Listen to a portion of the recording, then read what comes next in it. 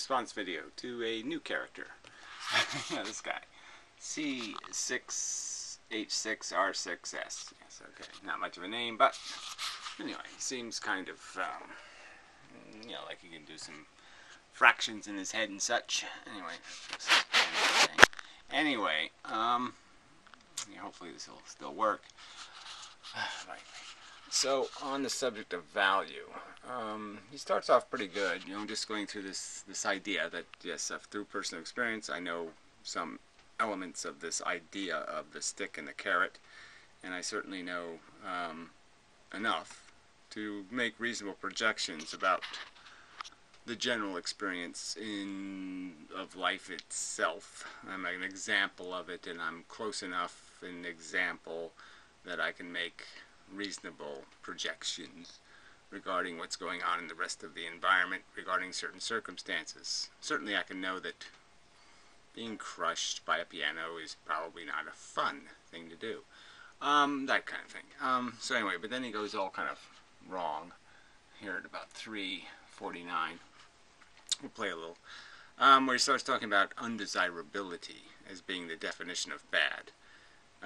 Which is just wrong. I mean, the point is, if you had a scale, this scale would have the weight of good on one side, the weight of bad on the other side. That would be the tipping point. So it would be mass, a kind of mass. So there's like bad weight, and then there's good weight, and these two things are opposites. So it's like anti-good. Bad is anti-good, not just not good, but anti-good. It undoes good. It consumes the value of good to have bad mixed into it. Bad is a poison, not a food. That kind of statement. That's my claim. My claim isn't anything to do with this desirability thing. Desirability is the mechanism through which good and bad is manifested. It's not the character of it. You don't describe the character of something by talking about its desirability. That's sort of a category error. Desirability is the way it is manifested in psychology. The satisfaction of deprivation is really a positive desire by definition. But obviously it's not necessarily a positive thing to be starving. So anyway, yeah. We'll play a little bit, and then we'll move on to some other section probably, just to give you a piece of this stuff. But I think I've made my point that I wouldn't use this kind of language. Does not derive from your subjective experience of it as bad. You're making a leap between a non-normative connotation of the word bad to a normative connotation of the word bad. And again, I don't have to accept those kind of definitions, so I'm just saying that there's an absoluteness to this quality. Certainly from my personal experience, it's complete, and certainly not subjective. There's no subjective interpretation. Arsenic is a poison, period. There's no subjective interpretation. However, I think ethics does need a starting point. You do need to have certain axioms because you cannot regress forever. And every system of thought has certain axioms. Logic, mathematics, both those systems of thought have certain axioms. Yeah, well, I don't even think these are, like I said, I don't think they're elusive axioms. I mean, I really don't think I should have to argue this. I mean, I really don't think I should have to argue that suffering sucks.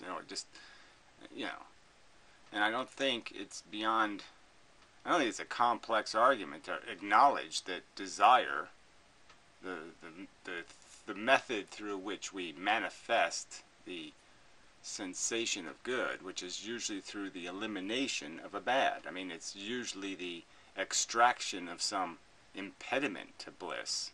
So you're taking blocks off the leg. You're pulling thorns out of the brain.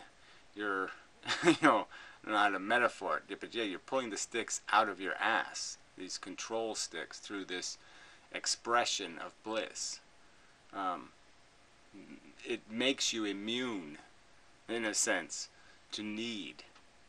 once you climb the mountain and you're breathing the rarefied air, if you could stay there, I think you would stay there. I mean, I've been there, sort of, kind of, in the moment. And when you're in that moment, it's one hell of a moment to be in. And if you could maintain it, if you could keep that stick from sliding back up your ass, you would. I would. Yeah. Axioms that are not proven or validated by those systems of thought themselves, they are simply necessary in order to make those systems of thought function. Well, of course I agree, that you can't really, logic can only be built on premises.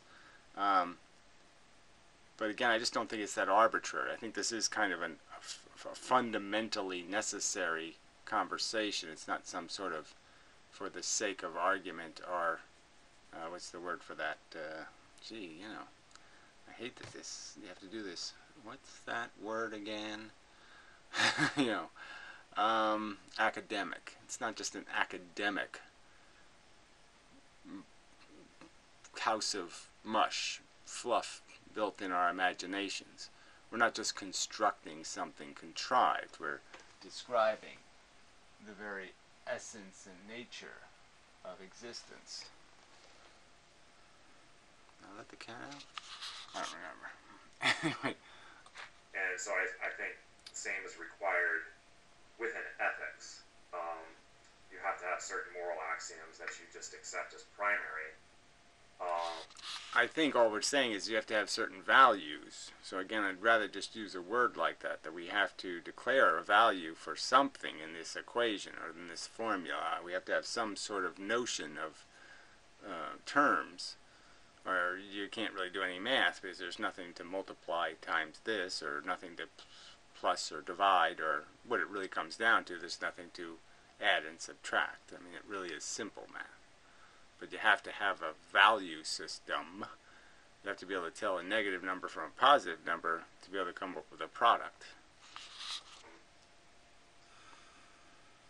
And then you go from there. But you can't really prove the foundation of your ethics upon the basis of subjective mental states or upon the basis of empirical observations. Well, again, you're saying I can't. I'm saying that all I need is preponderance of the evidence. I think the evidence that this mechanism is built into sentience itself, I don't think I don't think you can say there's no stick and there's no carrots. And I guess I would argue that the carrot is a vision of the stick removed. That I can also prove that most, if not all, desire the positive motivations, what we call good, is extraction from bad. We are relieved. Like I said, if I win $1 million, it's not because winning $1 million is good. It's because winning $1 million means I will be relieved of the burdens of financial worry and concerns about welfare and my destiny and all that kind of crap. I'm given a sense of relief is the feeling of that victory, that good. So I think I can both prove with a preponderance of evidence that the negative state of mind does exist. It's a biological fact. The behavior of the organisms demonstrate the fact that it's repulsive and obnoxious, and I would argue, therefore, a negative state, a state not to be imposed without compensating value. I think that can be argued rationally as fact. And again, I think it can be argued as fact that the carrot is the promise, the key. So we don't really have a carrot on a stick in front of us. What we have is a shining key that unlocks the cages, the bars, the bindings. It unlocks the chastity belt. It unlocks the things preventing us from liberating some restriction, some confinement, some negative. It's the key to getting the spikes out of your head. I think those both can be logically proven. The whole point of the is-ought problem that Hume illustrated. So, I guess the question is... Well, again, this is-ought thing I've talked about already. I really just don't see it. So you can say, I haven't convinced you. Well, I don't know what to say. I'm sorry, but I'm being in all sincerity. I can't see any way to logically avoid this. I can't see how any alternative truth could possibly be true. Nail in the eye for a regular sentient organism is a horrible, negative, anti-good. You would have to have very much good produced for me to accept nail in eye. I mean, there has to be a tremendous amount of good value, nails extracted from eyes, for me to exchange nail in eye. And it's just a simple reasoned equation that I don't think can be argued to be anything else but absolutely the way 99.99% of sentient organisms function. What are values? Are values something that reside out in the world, or are they something that reside in our heads? Most of human culture's values are projected values. So yes, baseball is a projected value. Gold is a projected value. Blah, blah, blah, blah, blah. Now, when we get to extracting nails from the eyes of sentient organisms, now we're talking about real value. So this is why we're back to the experience itself. Experiences are the things that have value. And the experiences of these hard negatives have negative value, anti-good. They destroy good. They consume good. And these pleasurable experiences, these what we call positive experiences, because they take you from a negative state to a positive state. They extract you from the dungeon. These are positive events, but not in and of themselves positive. They're relative positives to a worse condition. So they're still worth having because they're positive gain in elevation. So extracting somebody from a 5-foot dungeon, extracting 20 people from a 5-foot dungeon might be worth me enduring being thrown in a 20-foot dungeon. Some one negative of a more extreme amount might be worth enduring to liberate 10 others from some other nature of anti-good condition, because that's a positive, the improving their condition from a anti-good state to a less anti-good state is a real positive, because it's a real improvement in condition, and may be worth creating a more negative condition in somebody else. How those distributions are, what the exact values is between those things, I don't know. I'm just saying in absolute terms, taking somebody from a negative condition to a less negative condition is always good, and taking somebody from a negative condition to a more negative condition is always bad. That I will say, in and of itself. I would argue the latter. In a world in which, or in a hypothetical universe where you have lifeless planets and stars going supernova, but no sentient life to experience any of it, there is no value, either positive or negative, in this universe. Quite literally, nothing matters. It does not matter what happens in this hypothetical universe. It's only sentient organisms that have that have the ability to need, or have the ability to... Well, I've said it. I mean, sentient organisms have the ability to manifest this value state of experience, of sentient feeling experience, to have a welfare state. That's the nature of feeling. So feeling organisms do that. Feeling organisms therefore create value, because nature, in creating a machine that could synthesize the idea of value, created the real thing. It's kind of funny. But, horribly tragic, obviously. Okay, so I'll let this guy go for a little bit, and then I'll come back. It's 25 minutes. It'll take a long time. So, I'll be back. Alright, well, there's always a problem with videos like this, just because, he sort of has a false premise, and he's just, from my perspective, and so the false premise is just going to keep leaking into every elements of the progression of his argument, and, I'm just keep stuck with making the same argument.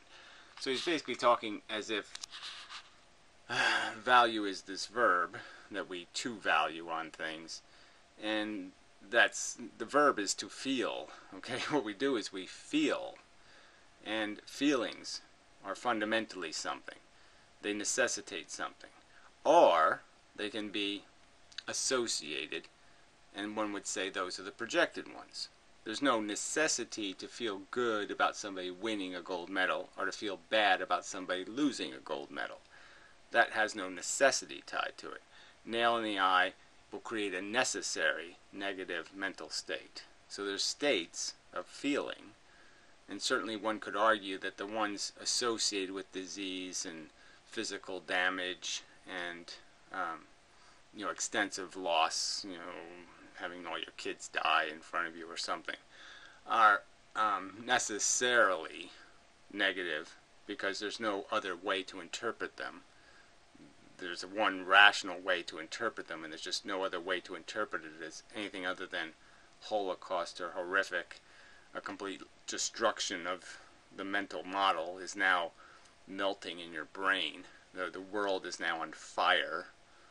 There's no way to mentally construct it as anything else but a burning of your psychology, a scarring of it. And those events where, again, it's a projection of value. It's just a notion in your head, and it's not associated with any real problem or real urgency or real necessity. So, but the verb is to feel, and the thing that creates the value is the feeling, not some notion that we project feeling. We do through associations, but the point is that the values I'm talking about, the value I'm talking about, is just the feeling. And what I'm saying is all these negatives associated with nonsense, things that aren't a threat, Henny Penny problems. It's bad that Henny Penny is upset, okay, but Henny Penny is upset for no good reason. So that's a different value equation than the value equation where Henny Penny is on fire, and that's why Henny Penny is having a bad day. That is a different kind of negative situation.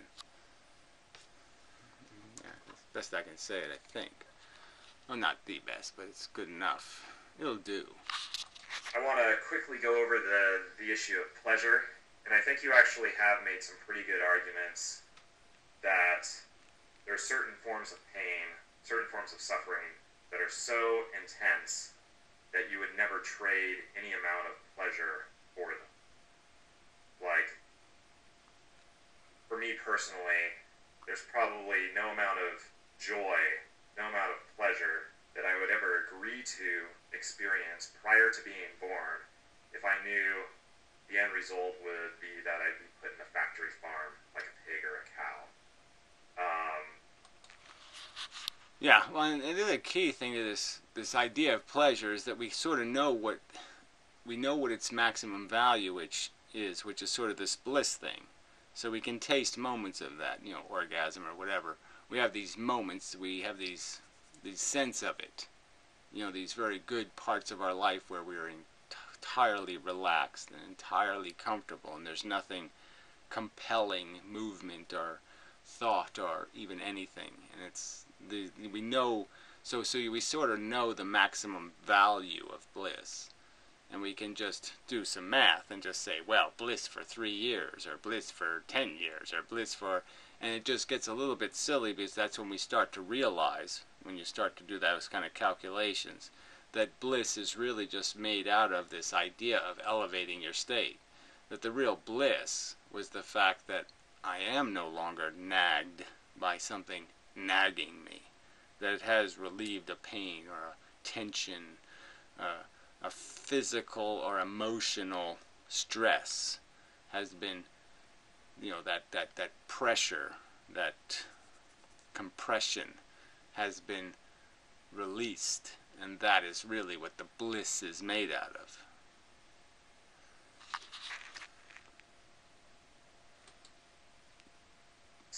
So I'd agree with that. I'd agree on that level. However, I would say that there are certain forms of suffering that are sufficiently mild that I would gladly experience them for the sake of experiencing certain joys or certain pleasure.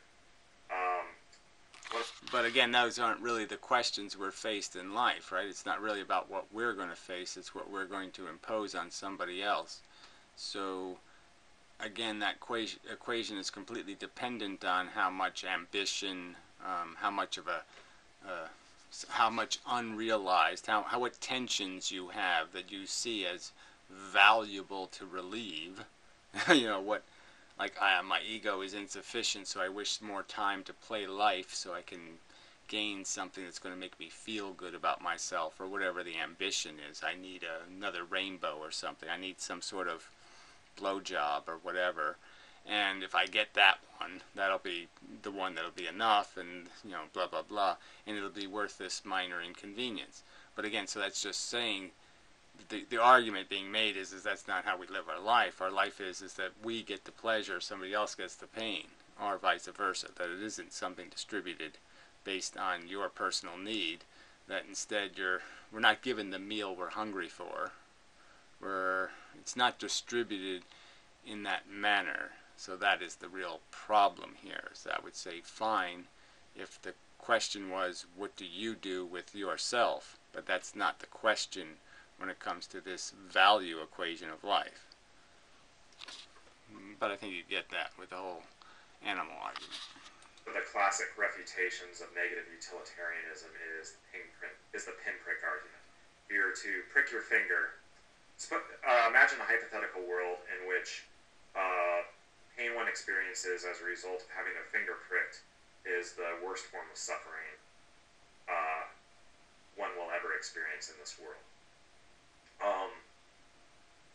So if you're holding that suffering is the only thing that's important, you would have to hold that it's still not worth it to be born into this world where the pinprick is the worst form.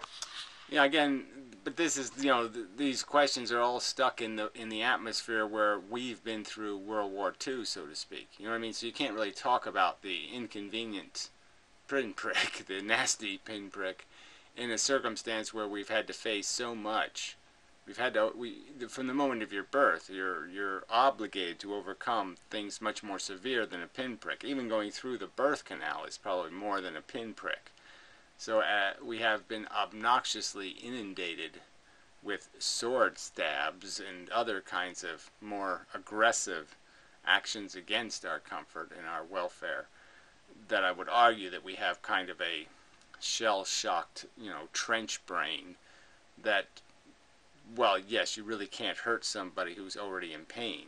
It's that kind of thing. You're not going to be able to inconvenience somebody with a much more nagging tension with a pinprick. So we just can't see a pinprick as relevant because we're bothered by much more severe fears and tensions and traumas and horrors and nightmares and things. So you just can't make a pinprick meaning. We can't get into enough of a subjective psychological vacuum. We can't get clean of our trauma enough to know pinprick as the violence it is. But it wouldn't change the fact that if I was to have a pure, sentient an angel, that the pinprick may well be quite a trauma. Suffering. But I would say that if that's the worst form of suffering, any sort of pleasure or joy probably is going to be great enough to compensate for that. So I'm not sure that I'd agree with you that I just say it's kind of a slippery slope. That's all I'm saying. Once I start saying what's okay to impose on somebody else, that's where the danger begins. So again, this is not an academic conversation about what you choose to do. It's a conversation about the fact that your life is paid for by these pinpricks, and that quite obviously in this conversation I think it would have to be a given that the pinprick of a crocodile's tooth, impaling your eardrum as it crushes your head, is not exactly the classic pinprick. That it's a level of violence many magnitudes higher than that, and that is what's being paid for you to roll dice in the casino, blah blah blah, trying to acquire your tension relief, or blowjob, or whatever. That pleasure's value, that the value of pleasure is reducible only to the degree to which it alleviates one from suffering. Well, certainly that's how pleasure is manifest. So I'm just saying, if it's not relieving you from suffering, I'm probably doubting you're talking about anything that's a real pleasure. Just that's the way it is. I'm saying that the suffering sometimes is so internalized that you're not consciously aware of it. Like gravity, it's been pushing on you so long, and you've been carrying it so long, that you don't realize you have those blocks of gravity pushing on you. But if I was to pull them away, wow, you will feel the rush. You will feel yourself expand into the new space, and you'll say, oh, this is where I'm supposed to be. You will feel it then. That's just part of this. That's part of how nature cheats our perception. That's how nature fools us to keep running the race, is that it makes us insensitive to our own burdens. It's quite insidious, a monster, this whole. It's like the nature of addiction. It makes you accept conditions you wouldn't accept if you weren't in an addictive psychosis. So anyway, continuing shortly, probably, maybe. Alright, a bit of a turn in the conversation. So now he's moving on to, okay, let's talk about something else that might have intrinsic value. And so he spoke of rationality. But the value of rationality is, again, not in and of itself. So I would argue the only value to rationality is that it's a cure for the disease.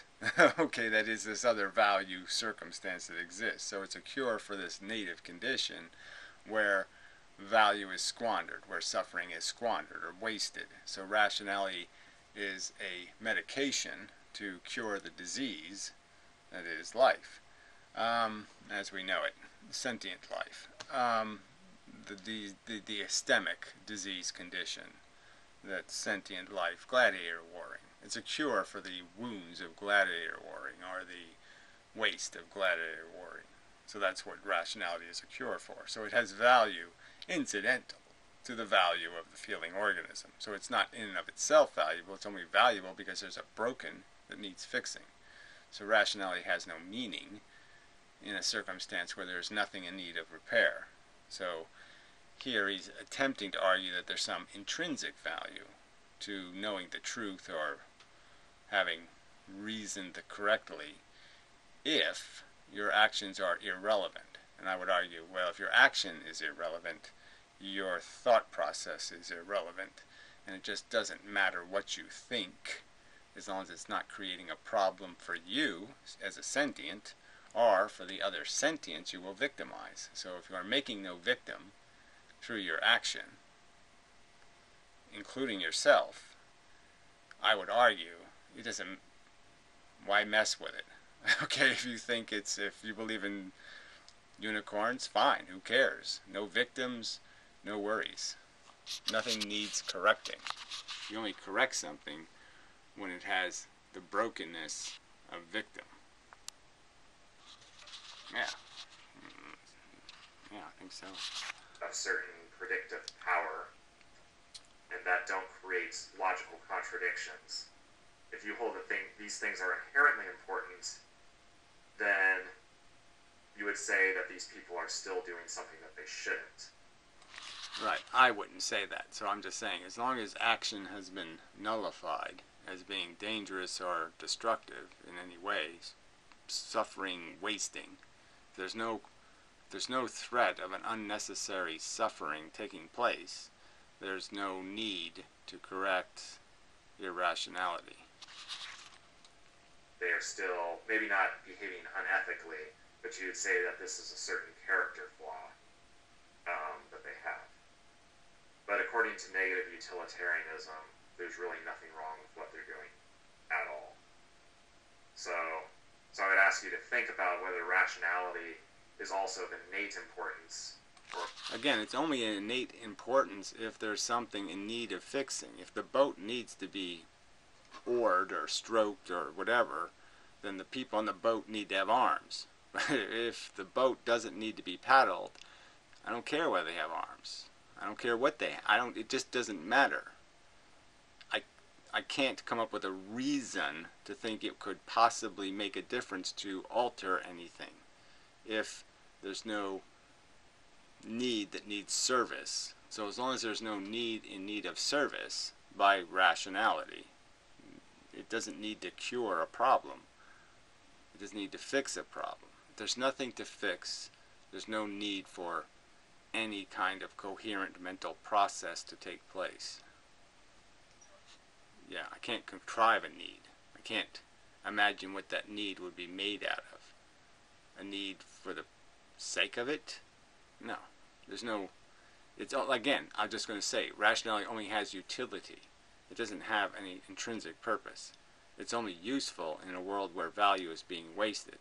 In a world where no value is wasted, it has no utility. Irreducible importance, regardless of its impact upon suffering. And I understand in most cases being rational is going to prevent it, it's not going to contribute to it. But I think there are some cases where minor irrationality is not really going to cause any suffering. But ultimately it's kind of... Yeah, well, I'm just saying, obviously there's people that, can't make a difference whether they're rational or not rational, you could say. If they're paralyzed or something, I don't know. I mean, if they can only blink their eyes or something, so they can't really do anything. But otherwise, it's kind of always going to be necessary for you to have as many workers as possible. So I'll be back. Alright, back. So now he's on the subject of individual autonomy, which, is one of these tricky things, where yes, we personally wish to have control over life, but I guess I would argue that I wish no autonomy from a mechanism that thinks better than me. So if you have a better solution than my solution, I wish no autonomy to say my solution. So if something smarter than me says this is what you should do, I wish no autonomy from its control. So if something has a better answer for my existence than my answer for my existence, then I do not wish to be free to ignore the better answer, the better pathway, the better strategy for me to win the chess game. So you could sort of look at it that way. If my life is a way of playing chess, and all of a sudden a better chess player shows up with a better strategy, I don't want autonomy to reject or to not utilize this better strategy. So that's how I would explain it.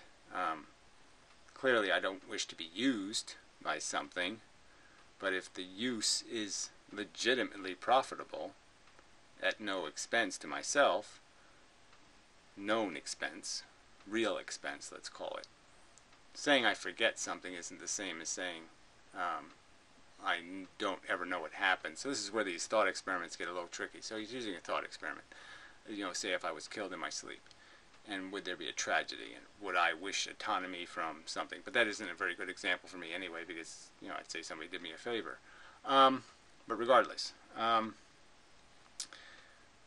it gets a little tricky when you start talking about not remembering versus it never happening, or never it being experienced as a bad. You can come up with a thought experiment where you actually do suffer, and then you forget that you suffered, and then it gets more complicated because you'd still have to acknowledge the time spent in the state of remembering before you forget, and so that's still a real negative. But regardless, I don't want to get caught up in that kind of stuff. The basic idea is: do I see any value to personal autonomy beyond the fact that I wish no right to be anything but right?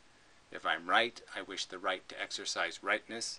If I'm wrong, I wish the right to overwhelm me, to force me to right. So I want to always do whatever the righter thing to do is. So if there's a righter controller, if there's a better bus driver, sign him up. I'm all for it. I have no objection, even if it means I get nailed on a cross. So I'm just saying, if the right thing to do is torture me, to save 10,000 people from being tortured, I'm going to say, yes, torture me. I'm not going to like it. I would like immunity. I would like to run away.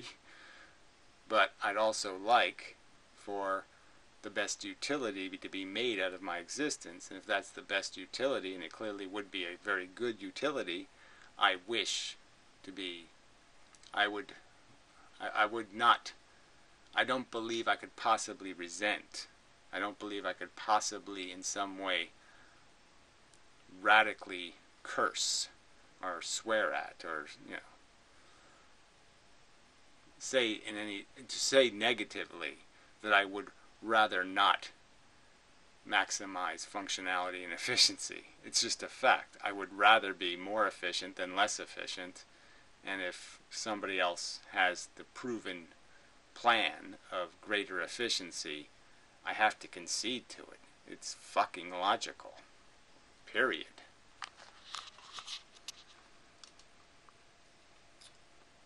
Painless execution is unethical.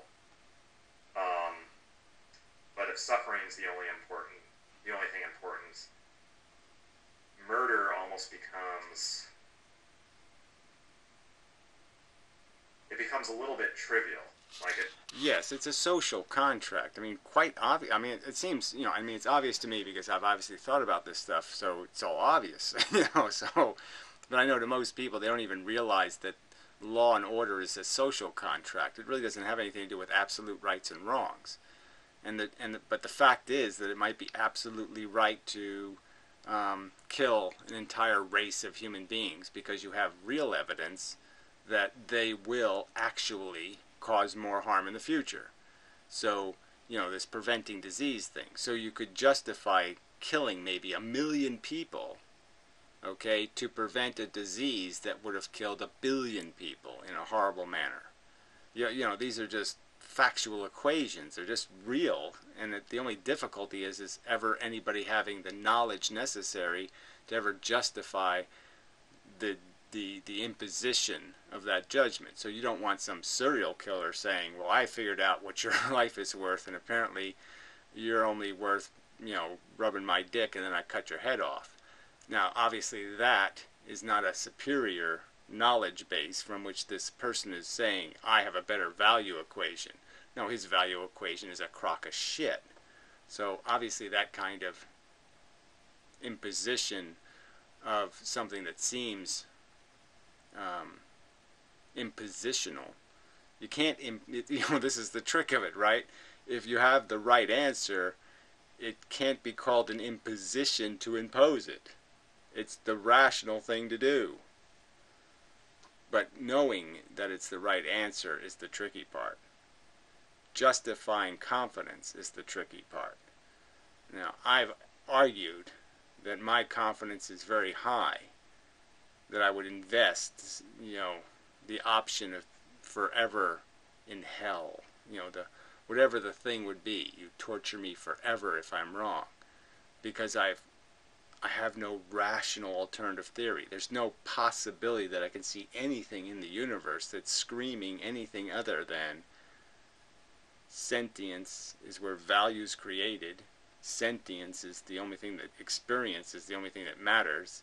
And these notions that something else matters, like human beings must exist for 1,000,000 years. The notion is that just that. It's a notion, and I can prove it to be just a notion by pointing to Mars or pointing to Venus or pointing to Pluto and saying, why are none of you people upset that there aren't sentient beings having rainbow fun on any of those planets? And the reason is because you don't value existence, you value your existence.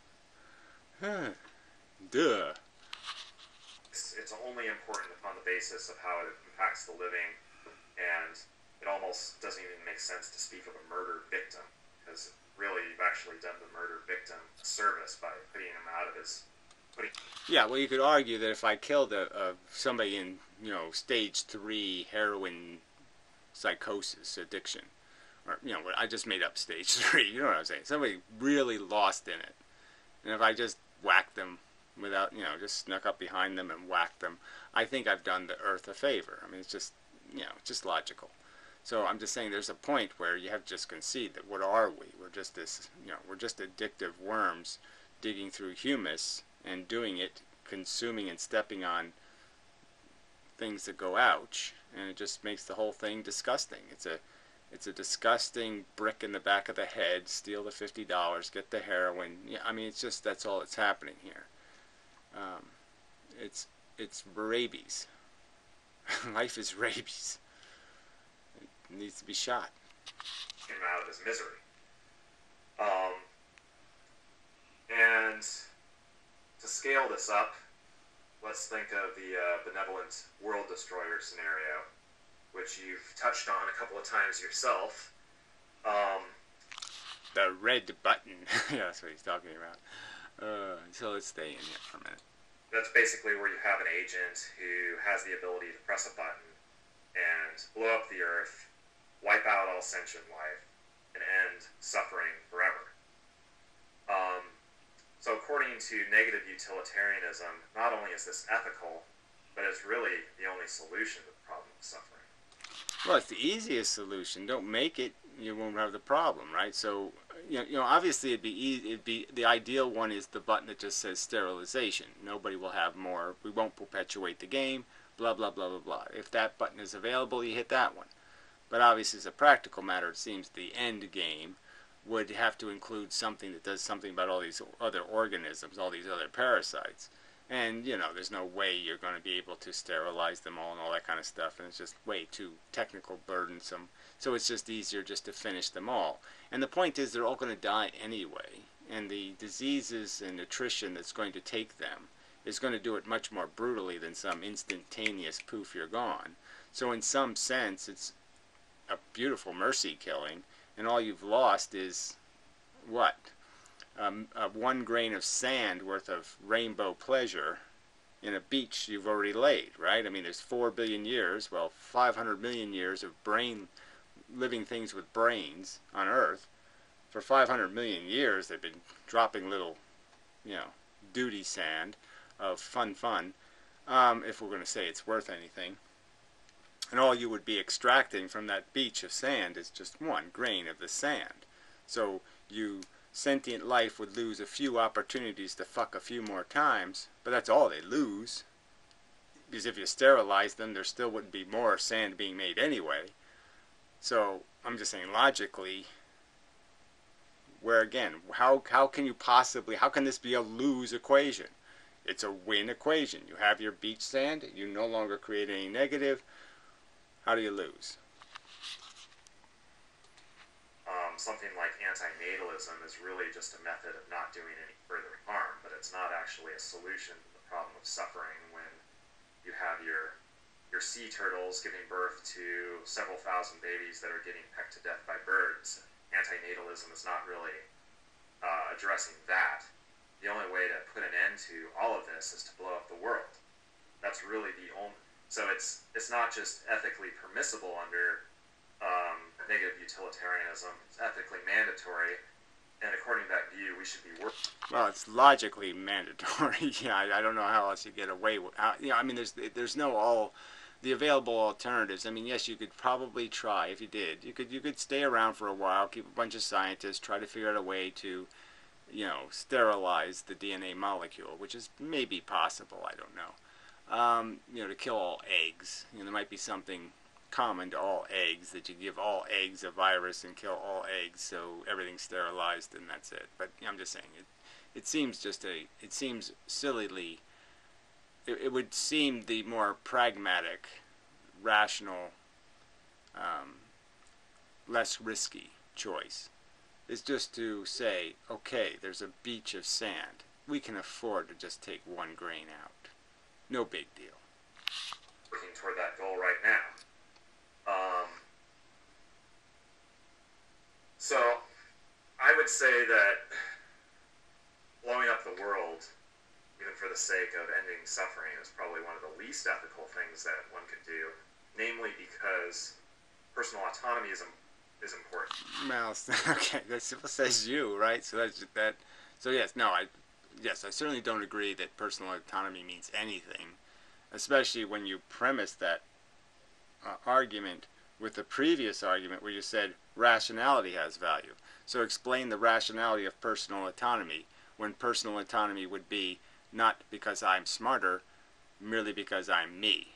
So if you want to say personal autonomy is important when you're right, well, I'd say sure, it's important when you're right. But it's not so fucking important when you're fucking wrong, right? Right. And also because rationality is important.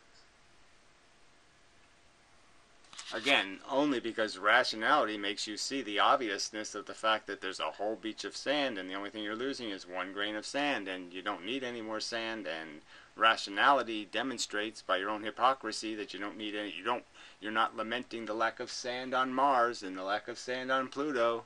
So why is this sand so important? Oh, it's just because you have an ego. It's just your ego talking. So I'm just saying, quite obviously, it seems I can make a rational argument. And I don't think you're making a rational argument defending the projected perception that life is profitable. Where is the profit in this sand beach stuff? There's no profit in it. That said, I do think that we are obligated to find ways to continue to reduce suffering, to the extent to which. Yes, well, you're a Band-Aid maker. Fine. I say cure the disease. A pound of prevention is worth a pound of cure, and a pound of cure is worth a ton of Band-Aids. We can. And I've seen your solutions videos, and most of your solutions videos are not advocating world destruction. They're actually advocating. Right, those are all Plan B, Plan C, Plan D, Plan E, Plan F. Yeah, I figure it's going to take a little time to get this thing done, so while we're still here, I say let's not catch AIDS or something, right? So yes, I have plans that involve not spreading AIDS and shit, yes. Constructive projects by which that allow us to direct human nature in such a way that's less destructive. Like I've seen your political videos where you advocate proportional representation. I've seen your videos about virtual reality. Yeah, well, I just happen to be right about a lot of subjects, so so I'm good at that. I'm good at being right. So yeah. And I think these are all good points. Like say if you look at status competition as a basic element of human nature, and I think it is. I think that's one of our most basic driving impulses is our desire to Alpha. Our desire to see ourselves as better than we used to be, and our desire to see ourselves as better than our immediate peers, and our desire to see our groups as better than other groups. We have this, I do think that this is an innate drive. What's not innate is the way in which we direct this drive. Well, I think it's innate in the sense that without knowledge, all organisms do basically the same thing. They all fall into this syndrome. So I'm just saying unfortunately, it wouldn't matter whether intelligence fell in tyrannosauruses or gorillas or assassin bugs or whatever it fell into. that organism would start rationalizing and start playing this game of distinction and separation, because that's the mechanism of ego. I mean, bugs might be even worse, just because they are so, um, unsocial. So they would be even more nihilistic, more, what's the word people use, solipsistic, and therefore even more dangerous with power. Like one can pursue status in a way that is destructive, one can pursue status in a way that's neutral, and one can pursue status in a way that's actually constructive. So to use some examples. Yeah, I would argue that pursuing status in a constructive way wouldn't be really pursuing status. I'd say you'd have to play a psychological game out of that. It's a fun selfishness and self realization is fundamentally always going to be toxic to the correct solution. The correct solution isn't to say this pawn on the board of chess is important. If you go into the game of chess automatically saying this pawn can't die, then you've already limited your choices of strategy. You've already made it more possible for you to lose. So as soon as you say this thing is more important than that thing, as a human being, as soon as you're acting out of your self-interest, it'll always be corrosive to the options. It'll always take away options that might be the right option. Examples, say, the sport of football. It's a pyramid scheme, essentially. The vast majority of its participants are eliminated before they even get to the NFL. They have no opportunity to get to the NFL to begin with, and so they get eliminated before that stage. But the damage is already done. They already have traumatic brain injuries. They already have body parts that aren't working properly, and they haven't even gotten paid for it. So we could look at this as an irrational and a destructive form of status competition. Well, it's not even a status competition, really. I mean, you could talk about the participants, and that's one kind of psychology, but obviously it's not the participants that drive people participating in this particular game. It's the fact that the crowd shows up. So if the crowd didn't show up, people would pick a different game. They might pick a game like curing cancer. They might find some other way to gain this ego gratification if the fans didn't show up.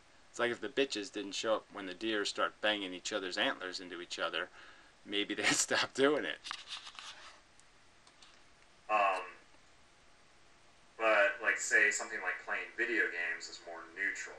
We can try to outcompete each other in video games, and the only thing that will be injured is our ego. We won't suffer any bodily injuries as a result of it, and we might even sharpen our brains in terms of, say, reaction times and our ability.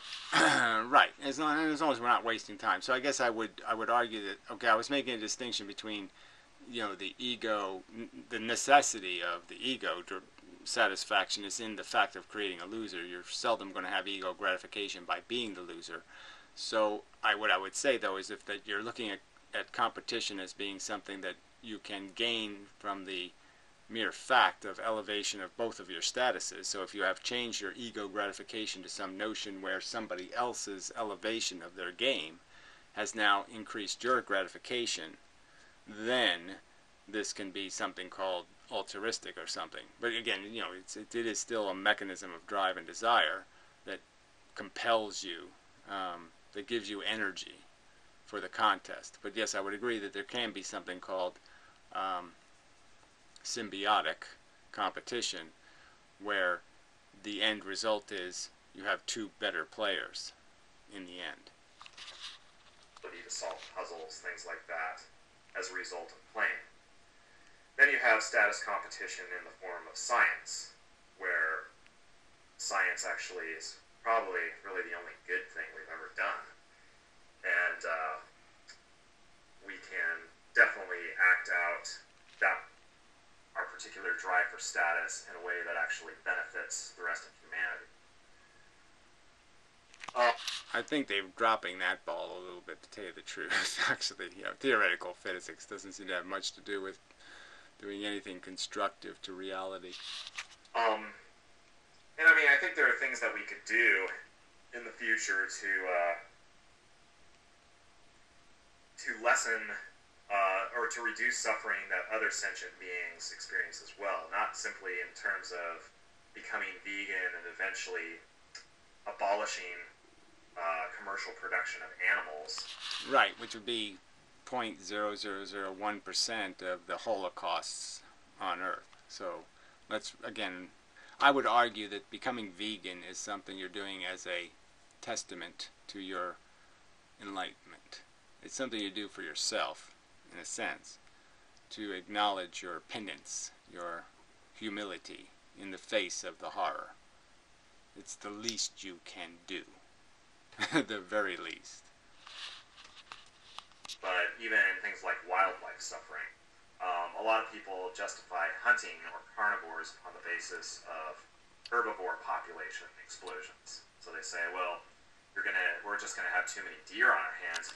Right, but that's the Nazis could come up with a strategy like that. Well, let's only kill 2/3 of the Jews, and then the 1/3 that's left will keep breeding, and we'll just keep killing 2/3 of them every year, and it'll be really fun.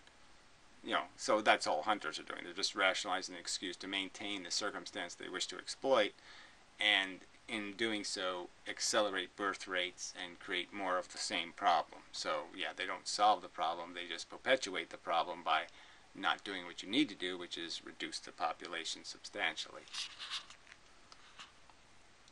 They just farm the animals in the wild. Don't shoot them, or if we don't have mountain lions or wolves to cull them in a way that's even causes far more suffering than a bullet does. But we have developed something called wildlife contribution. Yeah, well, unfortunately, arrows cause even more suffering than a wolf. So it goes. They use arrows here, which I don't even want to get into that. Septives at this point, so you could actually prevent deer population explosions without shooting them with an arrow or a bullet, and without... Well, we're back to the grain of sand thing. I could wipe out 2/3 or 3/3 or 5/8 or 9/10 of the deer population in one season, and thereby prevent the need to kill any for 10 years. They won't need culling for 10 years. So I've saved all those deers that would be killed, 2/3 of the population would be killed every year, by just doing it right 1 year. So I spend 6 cents 1 year, and I save $600 in the next 10 years. Them getting disemboweled by a wolf. So I think there are ways of going about pursuing suffering that don't, or that, sorry, wait. Quite obviously, I would just vote for eliminating populations in the wild and put some in a zoo and leave it at that. Is to go about reducing suffering that don't involve blowing up the planet, and also because I think there are certain things that are also irreducibly important. Well, I just think you're still negating the obligation, which is crude forces in control of precious commodities, and you would still be rationalizing an excuse to say somehow we humans should live a privileged life while these other organisms should be eaten by crocodiles. We wouldn't allow our children to be eaten by crocodiles. We wouldn't let, I can just go down the list of all the things we wouldn't allow to happen to our children, our babies, our fetuses, and yet we will allow them to happen to these other, perhaps more sentient organisms by comparison to immature humans.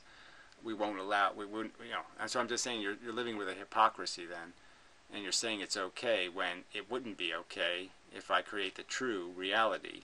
If I put a true human face on those animals, you wouldn't say it's acceptable. So you're just rationalizing acceptance of a Holocaust and saying we can live with the Holocaust. I'm saying I don't see any